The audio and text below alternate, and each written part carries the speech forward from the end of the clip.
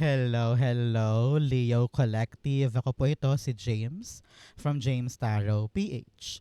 Ito po ang inyong monthly reading para po sa buong buwan ng June. Nako, alamin po natin naghihintay sa inyo sa bagong-bagong buwan na ito.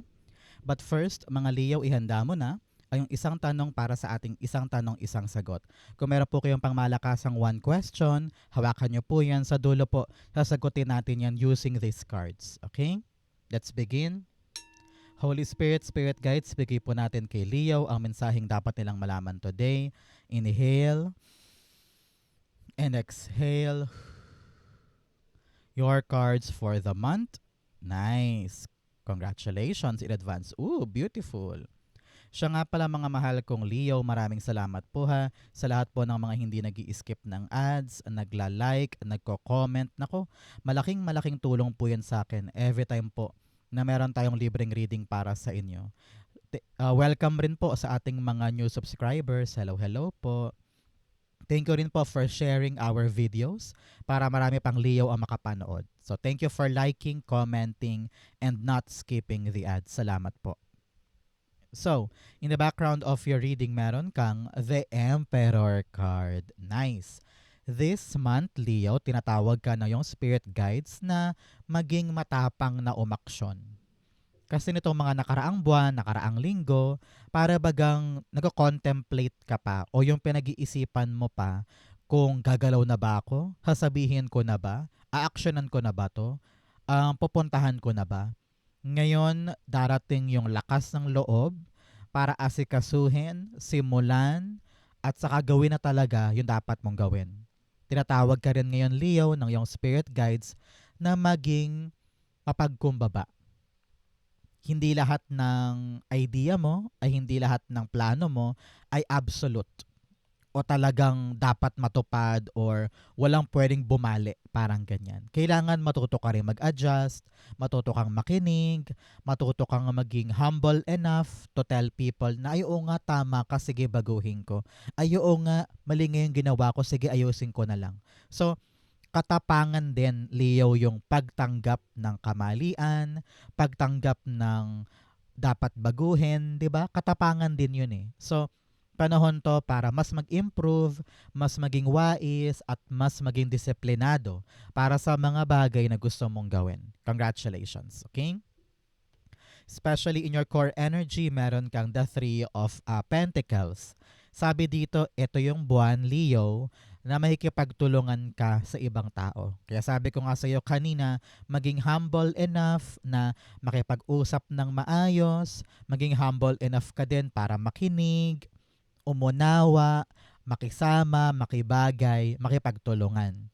Example, meron kayong dapat asikasuhin sa opisina o sa trabaho, pero dahil nasanay ka to do things on your own, baka mahirapan ka na, alam mo yun, pagsamasamahin yung mga ideas ninyo o kaya tanggapin yung kritisismo nung kasamahan mo na parang pinupunan niya yung ginagawa mo. Sa parang ikaw gusto mong lumaban na parang hindi, tama ako.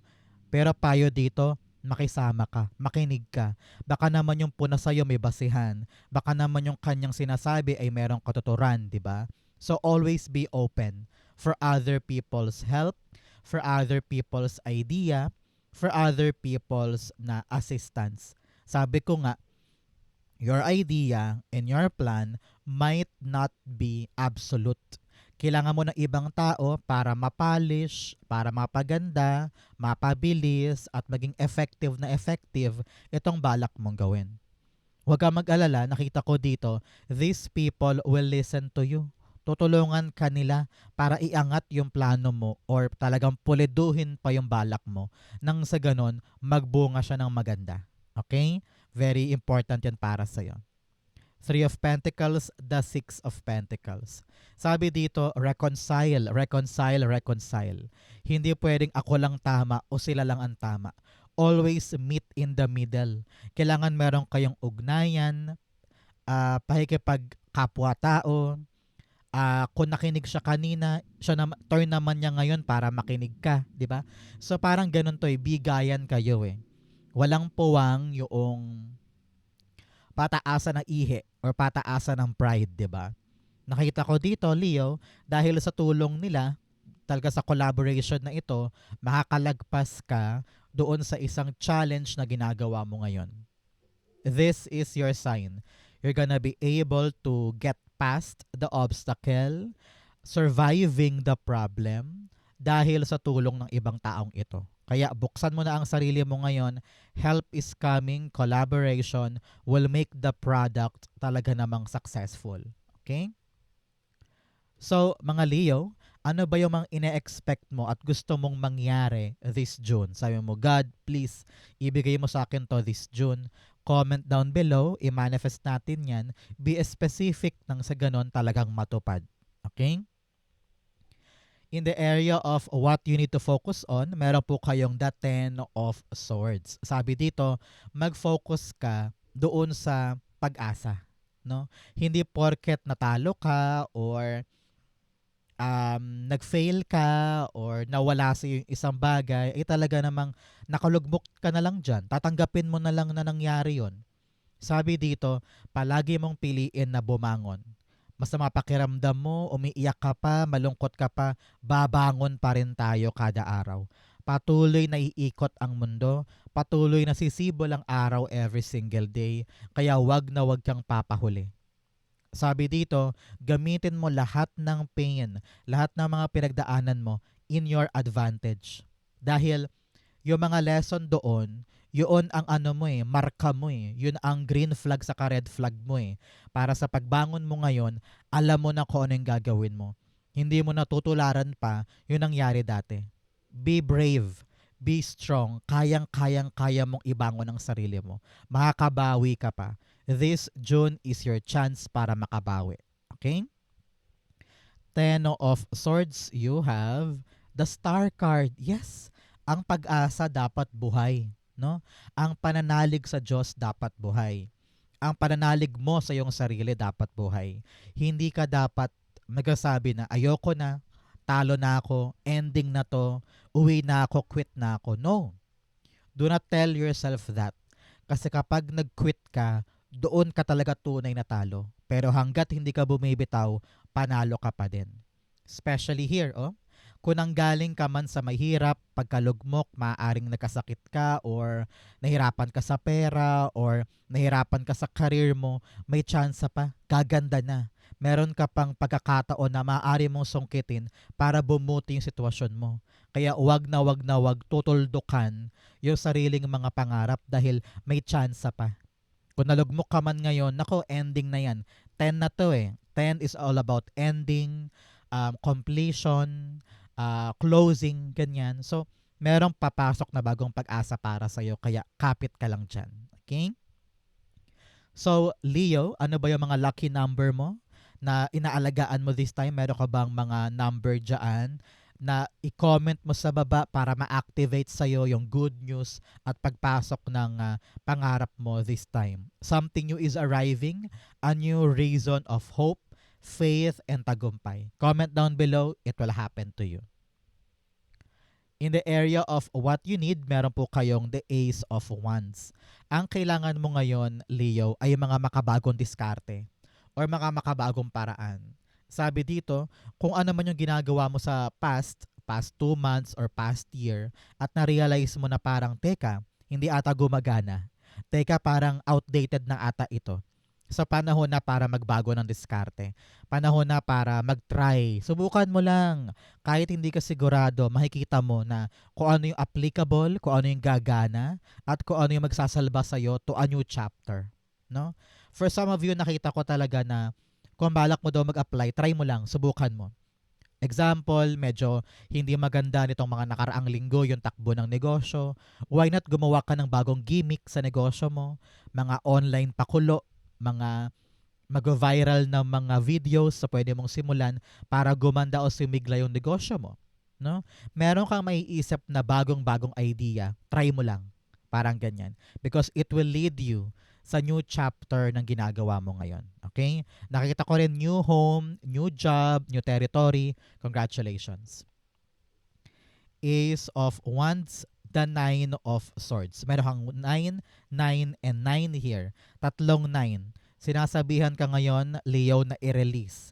Pakawalan lahat ng pangit sa buhay. bisyo, takot, labis-labis na paggastos, o kaya negative self-talk. Minsan ikaw mismo ay talagang pinapanghinaan ka ng loob. Kaya sabi dito, i-release, release, release mo yan. Okay? Nine of Swords, kinlarify niya si Ace of Wands. Sinasabi dito na kung meron ka mang bagong gagawin, huwag mo namang sabayan ng kanigahan. Okay? Minsan, wala pa mang simula, wala ka pa mang ginagawa, nako, napuno na ng nega yung utak mo. No? So kung kaya mong isipin yung kanigahan, dapat kaya mo ring isipin yung positibong maaaring mangyari. Halimbawa, ikaw ay nag-iisip na mag-apply sa isang call center, pero sinabi mo agad na, "Hay, baka wala namang posisyon sa akin doon. Ay baka i-reject lang ako kasi hindi ako magaling mag-English. Ay baka sigawan lang ako kasi hindi ako magaling sa computer. Ay baka punong-puno doon ng mga iba't ibang tao. Ayoko doon, ayoko doon."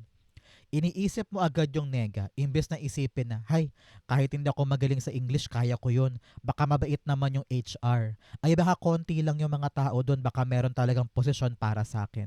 Ay baka madali lang yung trabaho, kayang-kaya ko naman sigurong pag-aralan yun." Kung puro positibo ang nasa isip mo, gaganahan ka eh. Magkakaroon ka ng confidence na simulan to. At hindi ka na magpapalunod pa sa kanigahan na ito. Okay? In the area of what's affecting your current energy, meron kang the 9 of Wands. Sabi dito, wag kang bibitaw, wag na wag kang bibigay, meron ka pang magagawa. And this time around, itong final push, sabi mo, isa pa, try ko pa. Magagawa mo na yan sa tulong ng mga taong ito. Okay? Kung dati nakita ko dito, sinusubukan nung gawin ang mga bagay ng solo lang. Parang sabi mo, hindi ko kailangan ng ibang tao kasi pag merong ibang tao gumugulo. Pag merong ibang tao, lalong humihirap. Pero sabi dito, ngayon na gusto mo ulit mag-try. Sabi mo, ayokong sukuan, ayokong bitawan, tatry pa ako. Isa pa, isa pa, isa pa. And then na-realize mo, ay why not magtanong-tanong na ako. Mag-ask na ako ng help, ng assistance, ng tulong sa kanila. Biglang boom, luminaw yung isip mo na, ay, oo nga, tama ka. Hindi ko yan naisip noon. Ay, oo nga, no. Magandang idea yan. Sige, try natin. Dahil sa pakikipagtulungan mo, pakikipag-collaborate mo, boom, yung kaisa-isang bagong pag-asa, gumana. At nakalagpas ka na sa isang mahirap na challenge and you are triumphant on this one. Congratulations. The 9 of Wands, you have the 5 of Wands. Sabi dito, kahit gaano kahirap, kahit gaano kataas yung kompetisyon, or kalaki yung balakid sa daan, hinding-hindi ka susuko. Dahil alam mo na kapanapanalo ito. Na meron kang tsansa, na meron kang ibubuga, na meron kang maibabala para makuha siya, di ba? At yung fighting spirit na yan ay malaking ingredient para malagpasan yung mga challenges, no? Huwag kang papa-intimidate sa ibang tao. Tapangan mo ngayon, no? Kung meron silang idea, meron ka din. Kung nilalait ka nila, patunayan mo na mas kaya mo. You're gonna win on this fight dahil hindi ka sumuko. Congratulations, okay? In the area of your near future, meron kang the 9 of Swords. Sabi dito, heto ka na naman in the near future. Kahit naman napatunayan mo na kaya mo, kahit naman nakita mo na may power ka, may abilidad ka, pero palagi kang nahuhulog sa mga self-sabotage. Iniisip mo, hala, paano kaya yun? Halimbawa, naipasa mo na yung dokumento, naipasa mo na yung papers, hinihintay mo na lang yung approval, pero binuburo mo or nilulubog mo ang sarili mo sa sobrang pag-iisip na parang, hay, paano kaya yun? Papasa kaya? Dahil pala ganito ginawa ko. Isip ka ng isip, nire-replay mo sa isip mo kung ano yung potential mong dapat ginawa. Kasi kinokontrol mo yung naratibo. Kinokontrol mo yung outcome. Kaya sabi dito, palayain mo ang sarili mo sa mga kanigahan na yan. Learn to go out. Baka masyado ka nang nakakulong sa mga limited space. Kaya parang yung isip mo gusto nang sumigaw, gusto nang lumaya. So, go out, have fun, enjoy your life, and also make sure na hindi mo ine-entertain yung kanigahan. Okay? Have more sleep, drink your vitamins, drink a lot of water, nang sa ganon magkaroon ng pagkaginhawa ang katawan. 9 of Swords, the 6 of Swords. Okay? Gets na gets ko na kung ano tong reason ng iyong mga pagkataranta or pagka-stress dahil meron ka ng movement forward. Either lilipat ka ng bahay, lilipat ka ng bansa, lilipat ka ng trabaho, or lilipat ka ng lugar. At medyo nakaka-stress. Sabi mo, kaya ko ba talaga? Gagawin ko ba talaga to? Is this what I need to do? Ang dami-dami kong kailangang asikasuhin, papeles, pera, renta, mga luggages ko, mga dapat kong pag-aralan na bago, na-overwhelm ka. Imbes na i-celebrate na lang dahil nag-move forward ka na, no? Yung pagiging wais mo at talino mo ngayon, gamitin mo yan na bala para wag ma-stress at i-enjoy na lang yung biyahe, i-enjoy yung transition. Ang maganda dito, gumagalaw ka na, nag-a-advance ka na. Kaya wag ka na masyadong magpakaburyong dyan.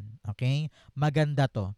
You are moving, you are transferring, you are getting better. Kaya wag nang papalunod pa sa labis-labis sa self-sabotage. Okay?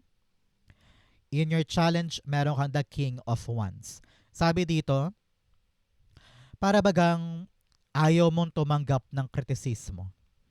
Ayaw mong tumanggap ng puna na parang, uy, Leo, mali yan. Tapos ikaw, very, very defensive ka. Na parang, hindi, tama to, gagawin ko to. Walang pwedeng question sa akin. Parang ganyan. So, kailangan mo ma-realize this, June Leo, na hindi perpekto yung plano mo. Hindi perpekto yung gusto mong mangyari. Meron ka pang dapat makita, dapat ma-evaluate at dapat punahin na detalye sa plano mo para gumana yan para sa'yo. No? So, kailangan talaga ngayon magpaka-humble ka. Uy, ano yun? Mga nagbebenta ng naka-tricycle, naka-loudspeaker. Okay. Na-distract ako sa nagbebenta sa labas. So, parang sabi dito ng yung spirit guides, balik tayo, na kung meron ka mang plano, meron ka mang gagawin, hindi sapat yung tapang lang. Hindi sapat yung fighting spirit lang. Dapat matutunan mo rin na makinig sa paligid na, ay oo nga no, medyo balik ko nga tong plano ko. Ay oo nga no, medyo kulang pa pala tong naiisip ko. Sige, reviewin ko pa ulit. Parang ganyan. So always listen to criticism, listen to other people. Hindi porket feeling mo tama na ay absolute na yan. No. Meron pang i-improve yan sa tulong ng mga taong ito. Okay? King of Wands, you have the Empress card. Yes, here sabi ng yung spirit guides, you're pushing yourself too much. At nakakalimutan mo na kapag mas lighter, mas magaan, mas bumubote yung andar ng mga bagay-bagay. Narinig ko parang masyado mo daw kasi dinidibdib. Kaya kapag may pumuna sa'yo, parang natitrigger ka, nagagalit ka, naiirita ka, gustong-gusto mo na nga itong mangyari. Very, very frustrated, desperate, at talagang gigil na makuha to, magawa to. Pero dahil doon, sinasara mo ang sarili mo for self-improvement, for creation, for improvement, ganyan. So para maging mas maganda yung bunga, learn to appreciate yung mga tao sa paligid. Saka mag-relax ka lang. Relax ka lang. Hindi ito madadaan sa gigil, hindi ito madadaan sa sobra-sobrang pagkayod. Sometimes you just need to just relax. Kasi doon papasok ang kaliwanagan at saka yung tamang ritmo sa gagawin mo. Okay? In your fortune, meron kang watching clouds, lie back, rest, and relax. Sabi dito, pahinga. No? Mag-relax ka lang. Talaga namang kulang ka niyan. Sa panahon to, June, alam ko maraming mga gagawin ngayong June dahil balik school ang mga bata and maraming dapat gawin. Pero huwag mo daw kalimutan ang magpahinga dahil sa pahinga na yan, malulusaw lahat ng mga iniisip na problema at unti-unti ka makakabangon dun sa mga kinalugmukan mo. It's all about you replenishing your energy, replenishing your mind para pagbangon mo, pagbalik mo, ready ka na. Okay? In your fortune, meron kang the 7 of Cups. Napakaswerte mo dahil kung ano man daw yung malabo noon, ngayon liliwanag na. Feeling ko nakatulong talaga yung pahinga, nakatulong yung tapang mo na makipag-collaborate na, makipag-cooperate na sa ibang tao, at yung dating pilit mong pinapasan mag-isa, ngayon ready ka na to share, ready ka na to get feedback, to get opinions, to get yung mga kritisismo. Malaking tulong yan para maliwanagan ka sa gets ko na kung anong gagawin ko. Ganito pala dapat. So yung dating malabo, lilinaw ngayon. At sinasabi rin dito, na kapag nakipag-collaborate ka na, nakipagtulungan ka na, at naging matapang ka na harapin ito, dito unti-unti magbubukas yung mga pintuan at opportunity para sa'yo. Yung dating mahirap ngayon parang, ay, pwede ako dyan, pwede ako doon, pwede ako dito. Sa tulong nila, lilinaw kung ano talaga yung dapat mong unahin this time. Okay? Seven of Cups, you have the Eight of Cups. Yes, talagang makaka-charge forward ka na, makakalayo ka na sa confusion, makakalayo ka na sa bigat ng mga problema. At yung dating pantasya lamang, nasa isip lamang, ngayon a-action ka na para to pa rin siya. Example, dati iniisip mo lang na, hay, parang ang sarap siguro magtrabaho sa Canada, no? Parang malaki ata sweldo, tahimik, maayos ang work, parang pangarap ko dun. Pero ngayon, meron ka ng malinaw na aksyon para lumarga at gumalaw para matupad yung dream mo na makapunta sa Canada. Parang ganyan. O kaya ang confusion mo ngayon, ano kayang papasukin kong work? Balak ko nang gamitin yung napag-aralan kong nursing. Ang daming ospital, ang daming companies na tumatanggap ng nurse. Pero ngayon, sabi mo, malinaw na sa akin kung saan ako pupunta. Makakaalis ka na from confusion talagang for action para makuha yung satisfaction sa isang bagay. Congratulations. In your divine messages, meron kang balance, spirituality, and practicality. Napakasimple nito, sabi, nasa Diyos ang awa, nasa tao ang gawa. Very good. So, hindi pwedeng dasal ka lang dasal, dapat gumagalaw ka rin. At hindi naman puro galaw ng galaw, dapat nagdarasal ka rin for guidance, for approval, for blessing. Diba? So, balansehin mo yan. In your divine messages, meron kang the High Priestess. Sabi dito, pagkatiwalaan mo ang iyong sarili. Huwag puro takot, huwag puro pangamba. Iba ang intuition, iba ang takot. Yung parang halimbawa, mag-a-apply ka, tapos sabi mo, ay, parang gusto ko nang umatras kasi parang nakakatakot naman. Hindi yon intuition, takot yon. Pero halimbawa, umaatras ka na, sabi mo, hindi, parang kailangan ko talaga mag-apply. Yung parang persisting knowledge or energy o bulong sa iyong isip, yun ang intuition. Tinutulak ka talaga niya para pumunta doon kahit naduduwag ka, kahit takot ka. Pero sabi mo, hindi, mag-a-apply ako. Parang panahon ko na talaga to. That is your intuition nudging you na gawin yung isang bagay. Kahit may takot, kahit may duda, kahit wala kang pangahawakan. Okay? High Priestess, the Knight of Pentacles. Sabi dito, kahit hindi mo gets lahat ng bagay, kahit wala kang mapanghawakan or wala kang idea kung paano ba to gagana, here you are, pinapayuhan ka na, kailangan mong planuhin yan ng paunti-unti. Huwag bibiglain, huwag magra-rush, pero paunti-unti, magigets mo na parang, ganito pala yung paraan, kaya ko to, pwede to. So lumalakas yung tiwala mo sa iyong sarili na yung plano ko, kahit walang kasiguraduhan, merong realistic approach na parang kayang-kaya ko tong itulay, kayang-kaya ko tong gawin. No? So ngayon, pinapayuhan ka na magplano, ilatag yan, at kapag naramdaman mong okay na yung plano, ilaban mo. Okay? Outcome mo ito, bigyan mo na kita ng fortune cards. You have Dolphin, financial gain, usually coming from something you did in the past. Sabi dito, meron kang makukuhang kapirahan or pagtaas ng kapirahan mo dahil sa mga ginawa mo in the past. Kung meron ka mang mga past endeavor, parang ngayon ka lang babayaran o ngayon lang ilalabas yung pera or sweldo. Congratulations. You also have Mule, someone is extremely stubborn and unwilling to change. Nako, meron daw pong tao sa buhay mo, napakatigas ang ulo, ayaw magbago, napakataas ng pride, maaring ikaw yan. Sa panahon to para to rethink, to re-evaluate, at talagang magkaroon ng deep reflection. Okay?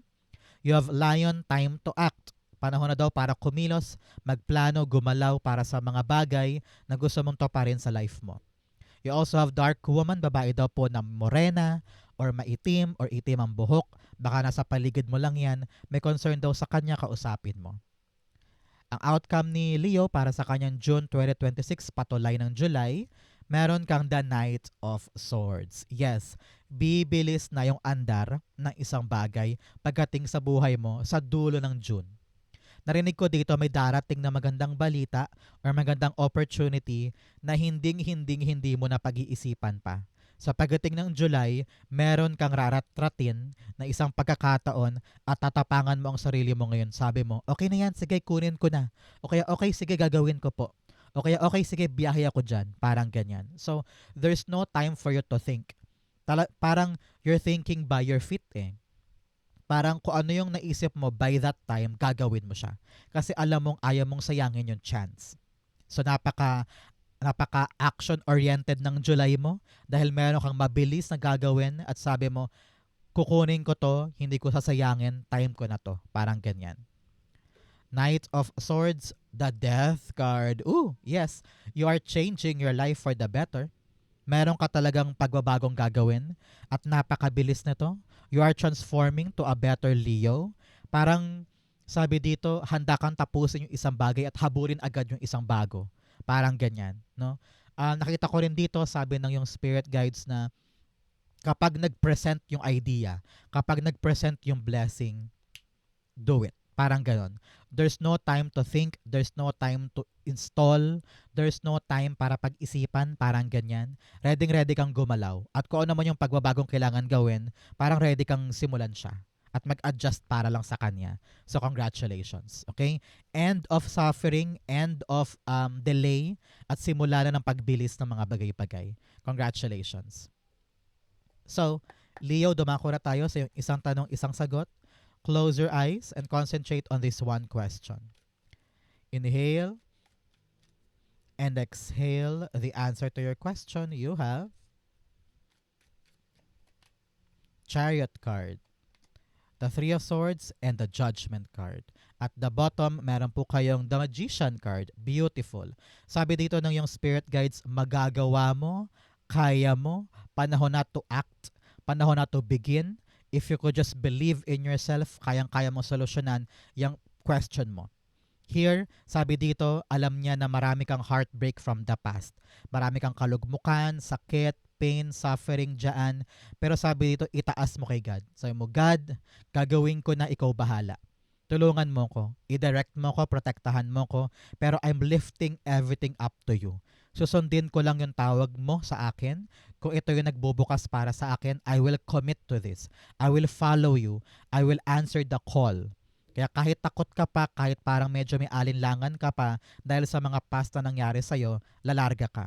Charging forward, moving forward. Nakita ko dito na hindi mo sasayangin yung chance. Panahon na para maghilom sa past, panahon na para umabante sa bago, at magtiwala sa mga paparating. Okay? Magigising ka ngayon para marirealize mo, ay, bakit ba ako nagpapakaburo sa mga pangit? Panahon na para sa akin na mag-grow, mag-elevate at yakapin yung binibigay talaga sa akin ni God na bagong bagay. You can do it. You can manage it. May power ka, may ability ka to make things happen. You are the magician. Minanifest mo to and it will come to you this time. Kung naghahanap ka ng question kung yes or no, the answer is yes. Yes, pero dapat you need to prepare, Leo, na talagang kalimutan na maghilom ka na sa nangyari sa past para magaan sa'yo na yakapin at tahakin itong bagong landas. Kung meron ka pang hang up sa past, mahihirapan ka eh. So make sure na talagang sarado na yung past para walang harang sa pag-abante mo ngayon. Magagawa mo, makakaya mo, you can do it. Okay? So yes na yes for you. So Leo, ito po ang inyong isang tanong, isang sagot. Ganon din po ang inyong June 2026 reading. Saan po kayo nakaresonate? Comment below, babasahin ko po yan. Thank you Holy Spirit, Spirit Guides for the clarity and messages na dapat malaman ng mga Leo this month. Thank you po for watching hanggang dulo. I love you. This has been James for James Tarot PH. God bless everybody.